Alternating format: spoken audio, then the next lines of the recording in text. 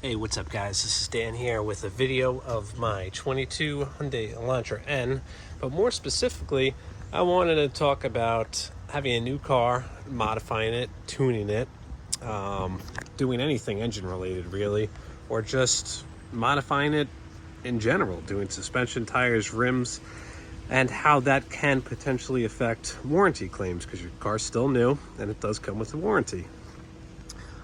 This car did not blow up. My title is to reference a few other videos I saw specifically about Hyundai and the guy who, quote unquote, didn't mod his car, and Hyundai said, screw you, we're not going to cover your engine that just exploded with, I don't know, 10,000 miles, whatever it was, like no miles on a brand new 22. So I've worked at a Hyundai dealership that was also a Jeep dealership, but I stuck with the Jeep line. And I still work with Jeep, currently at a dealership, done parts and service. And I've seen a lot of claims covered, a few denied, and I work hand in hand with service to get them the parts. So I see the repair orders, I see the problems. And let me tell you right now, very, very rarely does a claim on a new car with a good factory warranty ever get denied. It's all very relative, but the few times I have seen claims ever denied on any of these cars or Jeeps, Hyundais, whatever, Genesis, because let's be honest, they're so, warranties really are competing with one another, so they're so good nowadays for the most part that they're going to cover you for an extended period of time, 5 to 10 years. They're going to cover your powertrain for 60 to 100,000 miles. They're going to cover bumper to bumper for up to 3 years or 36,000 miles. You got a lot of good warranties out there now, and these are factory. This car in particular comes with a 10-year powertrain, I believe, or up to 100K. Now, going to this one, or referencing this one story I heard about the guy with an Elantra N who works at a Hyundai dealer too and didn't get his blown engine covered, blows my mind, because if people know you and they know your car and they know it was truly stock and they know you didn't do anything stupid to it, you would never ever have an issue. So I saw this on the forums, I saw this on Facebook, and I did some research. I looked at the guy's Facebook, and I'm not trying to blow up his spot, but there's no way the car was stock. Intake manifolds or turbo manifolds were changed. There was pictures of track usage, and let me just specify, track usage will not void a warranty, especially if it's a sports car like this or meant for track usage, but it just does not go to help your case. I mean, if you're posting pictures of you beating the shit out of his car, whipping it around the track, you know, revving it to 7K RPM every chance you get, it's just not going to help your case. Even if it is built for the track, just don't fucking post it. It's that simple. But on top of that, I think that's down here in the level of overall potential things that could say, screw you, we're not going to cover your engine. There were talks of a tune. I don't know if it was ever done, but all the hardware was there. There were pictures of it. Hey, I'm about to install all this. This is $3 to $5 grand worth of parts. It's about to go on my car. This may sound very far-fetched, but just Google social media voids warranty claim and tell me the first couple things you see pop up. It's not just with this car. I think it was a Challenger or Charger, something Mopar related that had that issue, but the guy was just beating the shit out of his car, put on TikTok, Instagram, social media, and then he blew something up, went to the dealer, and they were like, dude, they were like, look at your social media. You fucking neglected the shit out of this car. We're not going to cover it.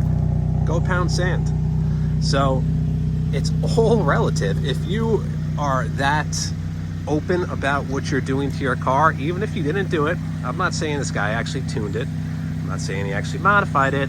But I'm saying there were so many pictures hinting towards this car, or his car, I should say, being tampered with, that's all it takes. And if you don't think Hyundai corporate or whichever corporate company is going to look that far in depth to take 2 minutes to Facebook search or Instagram search, TikTok search your name and say, hey, let me see if there was any user neglect on this car, then you're straight up naive, because it happens all the time.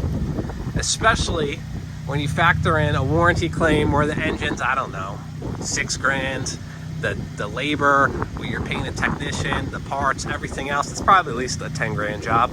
So whose pocket is that coming out of? It's coming out of Hyundai's pocket.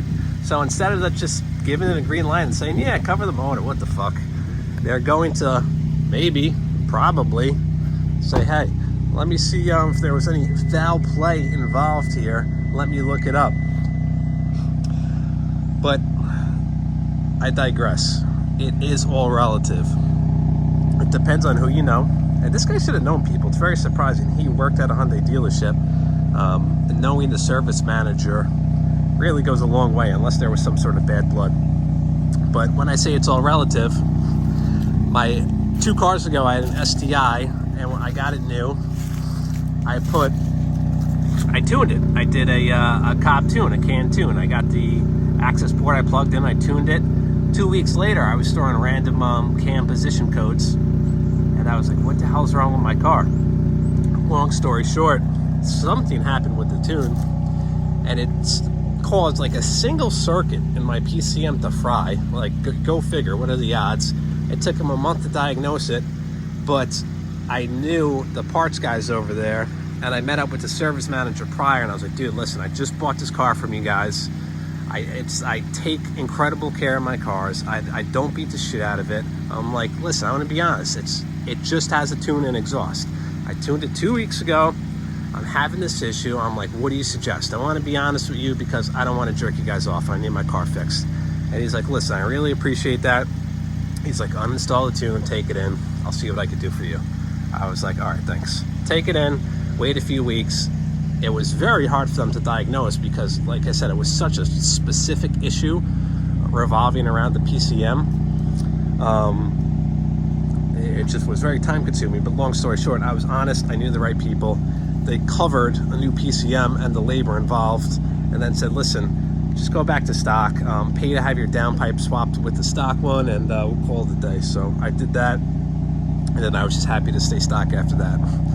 But that was really my only car I've tuned, and that's really pushing it. Once you tune a stock car, you're modifying the engine software directly, and if you don't think a dealer or a mechanic or an experienced tech could pick up on that, you're also naive. I hate to bring it to you because they could count key cycles.